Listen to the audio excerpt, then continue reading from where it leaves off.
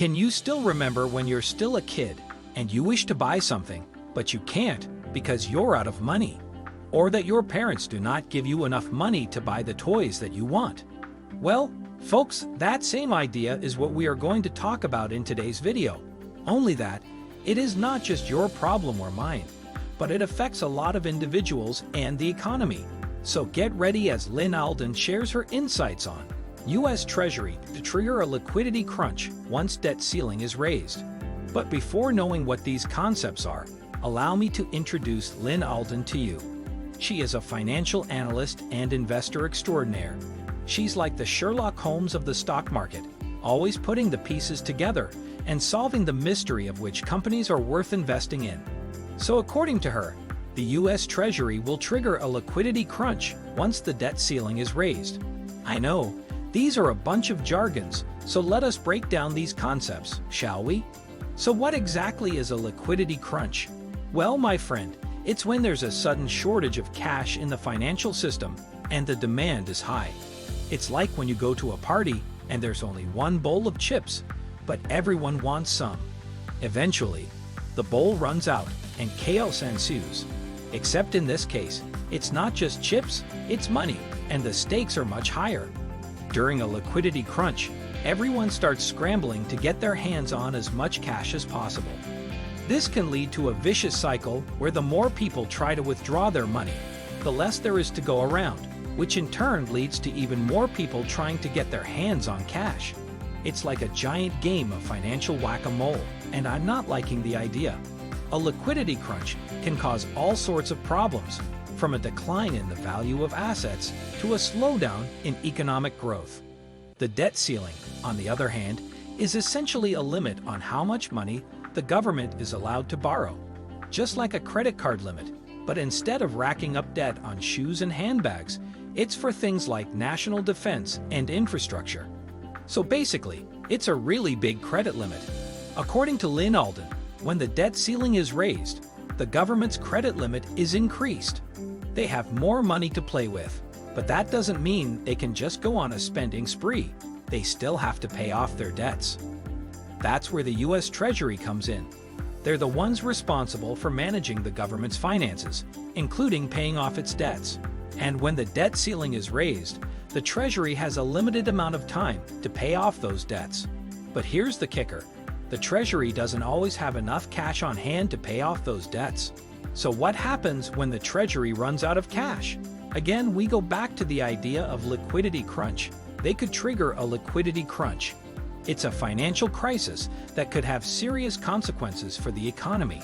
For Lyn Alden, this problem can cause people to be in a massive liquidity shock and can even weaken the inflation-fighting front. There's ways to cause a massive liquidity shock, and there's also ways to just kind of like flood it with liquidity and kind of weaken on the inflation-fighting front.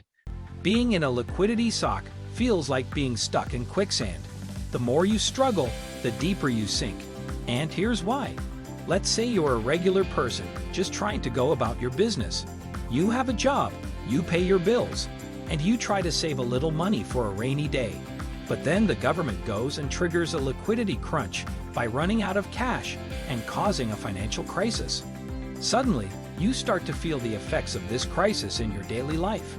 Your bank account balance starts to shrink because interest rates are going up.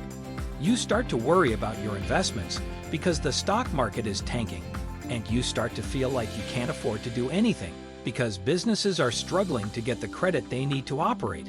The worst part is that you may not even realize what's happening until it's too late. A liquidity crunch on a raised debt ceiling can also weaken the inflation-fighting front.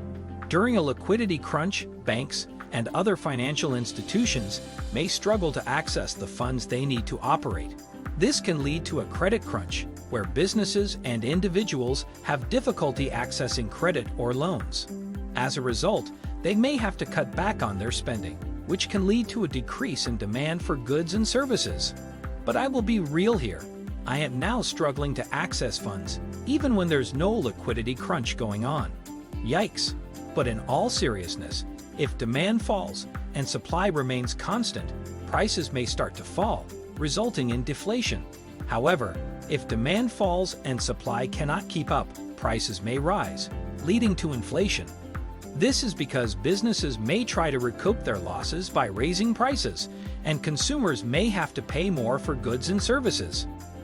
A liquidity crunch can also lead to a decrease in confidence in the economy and financial system, which can cause people to hoard cash instead of spending it. This decrease in spending can lead to a decrease in demand, which can worsen the effects of a liquidity crunch.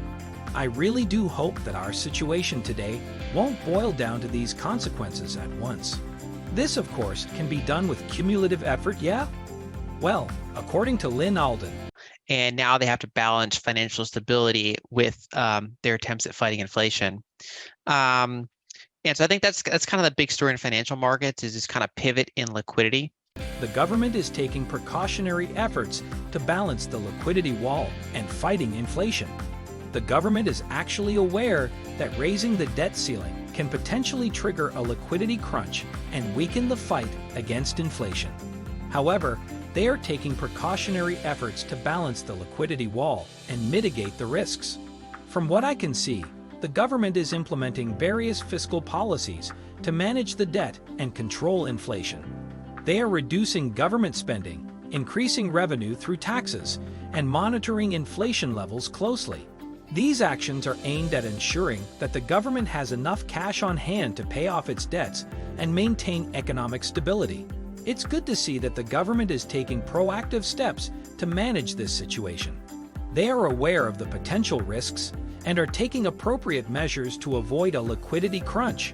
However, while the government is taking precautionary measures to manage the liquidity wall and fight inflation, individuals can also play a role in this effort. After all, managing the economy is not just the government's job, but it's something that we can all contribute to in our own small ways. For example, we can all manage our personal finances responsibly by avoiding excessive debt and saving for emergencies. We can also support local businesses and industries by spending our money wisely and investing in our communities. This can help to stimulate demand and support economic growth. So let's all do our part, whether it's through responsible spending, supporting local businesses, or promoting sustainability.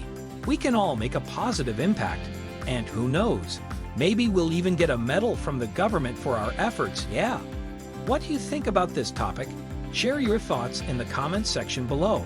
Don't forget to like, share, and subscribe to Finance Zoo channel. I'll see you in the next video.